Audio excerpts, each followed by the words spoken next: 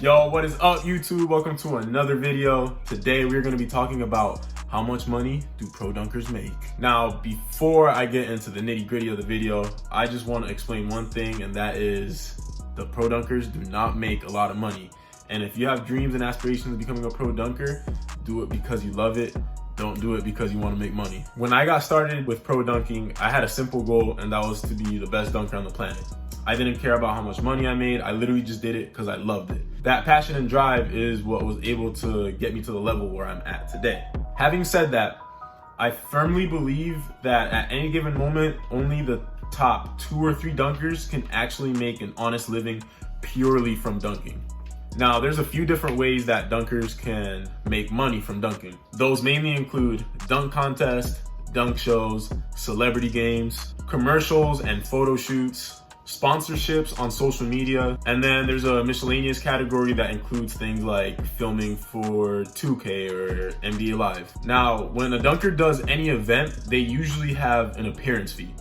If a dunker doesn't have an appearance fee, they're probably inexperienced or just not good enough to be a pro dunker. An appearance fee is a certain amount of money you get just for showing up to whatever event you're about to do. Appearance fees can range by a huge amount, and they're usually correlated to how many followers the dunker has on social media. They're also correlated to how reliable, consistent, and good the dunker is. For example, there could be a dunker that only has 20,000 followers on Instagram, but if he's known to murder every single contest and show he's at and never miss and always puts on a show, he can ask for more money in his appearance fee. Now, on the other side of the spectrum, there's guys who have 100,000 plus followers on Instagram, all the way up to 700,000.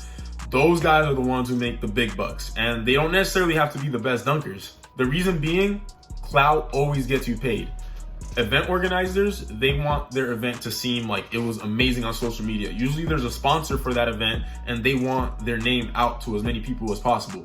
If you as a sponsor invite out a dunker who only has 5,000 followers, you're not gonna get as many sales when they post your event on their social media. Compare that to a dunker who might have 500,000 followers. Guess what? Everybody's gonna see that event. Now, usually when you go to these events, you get something called per diem. Per diem is an amount of money you get every day to spend on food and travel. This is usually around $50 per day, and if you're someone like me who's very frugal and likes to save money, you're not gonna spend it on food, you're just gonna pocket it. Back in the day when I used to do events for literally nothing because I was clueless, I would literally take the per diem as a form of payment. I wouldn't spend it on food or anything, and yeah, that would help with my rent for the month. And then finally, there's dunk contest winnings. This is usually the big checks you see guys holding when they win a dunk contest. This is usually the way you can get paid the most, but it is the least reliable form of payment because you have to be good and you have to be winning. Now, great dunkers, remember how I said the top 2 or 3 guys are usually the ones that are able to make a living? Those are the guys that are winning every single contest. And one piece of advice or something that you should keep in mind, a lot of dunkers do events for free because they don't understand the value that they have. A lot of guys, especially when it's their first couple events, they just want to go out and do an event. They don't care how much they get paid. And a thing that event organizers always say is, come on, do the event. You'll get more exposure. We don't need to pay you. What? If you're gonna do an event, always get paid. If your legs are gonna be worked, if you're gonna jump at least this high off the ground, you better be getting paid for that. Never do an event for nothing. This is a lesson I learned in the very beginning. My first year of dunking, I did so many free events, and you guys are gonna see later in the video, so many free events. Having said that, it's cool to have the experience of doing dunk competitions. So this advice more so applies to guys who are really freaking good. Now, one thing I gotta say about the dunk world, it is probably one of the most shady, cutthroat businesses that exist out there. Think of your favorite dunker, all right? In your mind, think of your favorite dunker, whoever that might be for you. Guess what? Somebody owes them money. A lot of dunk events aren't any contracts involved, and guys get screwed over because of that. They go do an event, they never sign a contract, and then a week goes by, they haven't gotten paid. Next thing you know, a month goes by, they haven't gotten paid. And then the guy they're trying to hit up that was the money stops responding to them, and then they get screwed over. There's guys in the dunk game that are literally owed over $10,000. I am not exaggerating.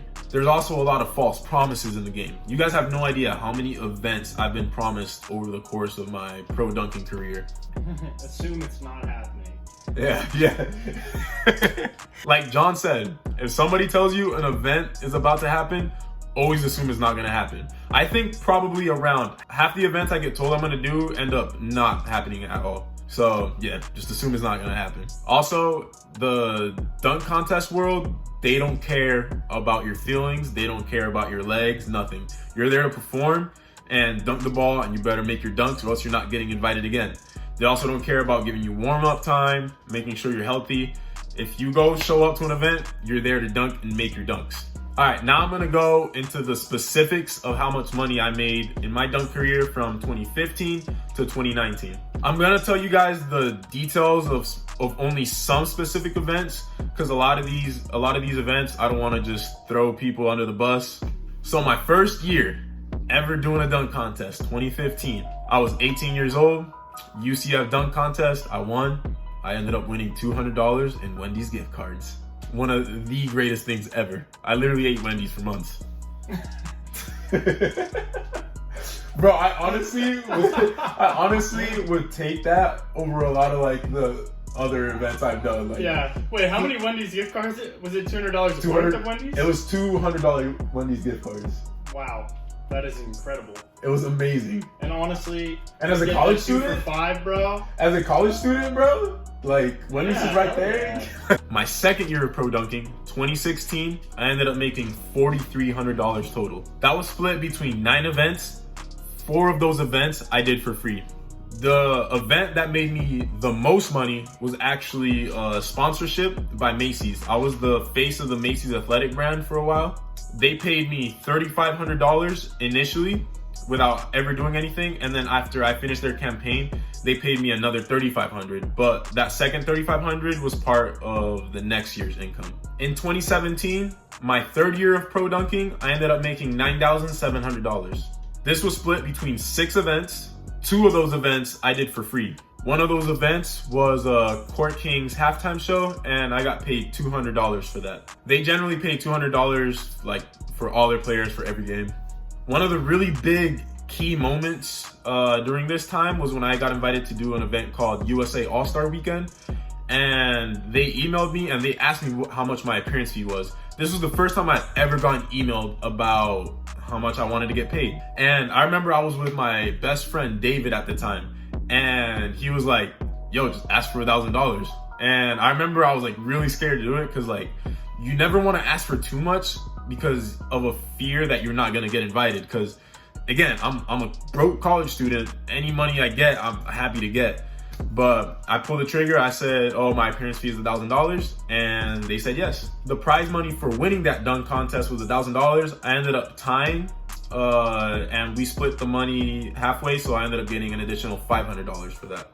My 2 biggest payouts that year was Macy's. Again, they paid me the second half of the money, which was $3,500.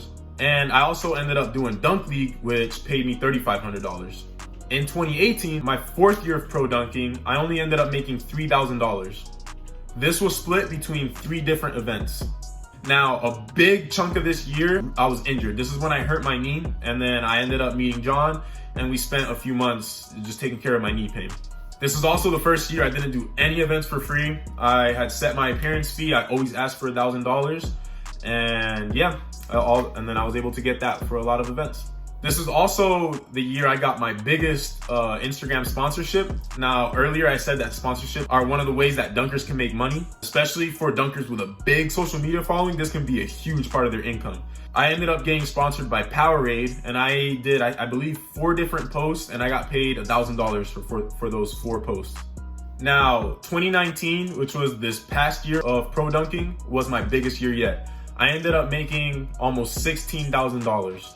This was split between 13 different events, some of them including NBA halftime show for the Orlando Magic, K54 in Paris, Dunk Camp, FIBA 3x3 Mexico, Dunk Contest against Jordan Sutherland in Ohio, Dunk Show in China, Montreal FIBA 3x3, Dunk Contest in Riga, Latvia, Dunk Contest at Venice Beach, Japan FIBA 3x3, making the behind the back between the legs dunk, Gatorade sponsorship, and a competition in Australia. Woo! Big bucks, baby. Behind the back between the legs was a pretty unique situation. As you guys have seen, the behind the back between the legs has a Baller's Life watermark on the bottom of the dunk. That's because Baller's Life bought the rights to that dunk. I ended up telling my good friend Scotty, who works at Baller's Life, that I had just hit the dunk, and he talked to the owners at Baller's Life, and they offered me $1,500 to own the rights to that video. Now, this is all the money that I've made purely from dunking. As you guys probably know, basically almost every pro dunker also has a jump program that they sell. THPstrength.com. As you guys probably know, I sell online coaching with this guy right here, who is quick scoping right now. But yeah, we have online coaching at THPstrength.com, and that's a really big part of our income now. Dunking isn't the most reliable thing ever, so I'm actually focusing more on the training and coaching side of things.